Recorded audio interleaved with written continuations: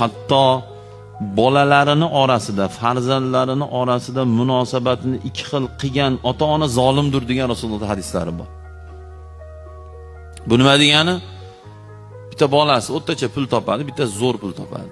Ko'p ota-onalarda uchraydigan xatolardan bittasi yaxshi joyda ishlaydigan, yaxshi pul topadigan bolasiga boshqacha muomala qiladi. "Key bolam o'tir" deydi, yoniga o'tkazadi. "Tezda go'sht qovur, olib keling kelin" deydi. Pul topmaydigan bolasiga "Ha, keldingmi, yaxshimisan? Ha, bo'pti, so'rab qo'y" deylar deydi. O'tiran demaydi.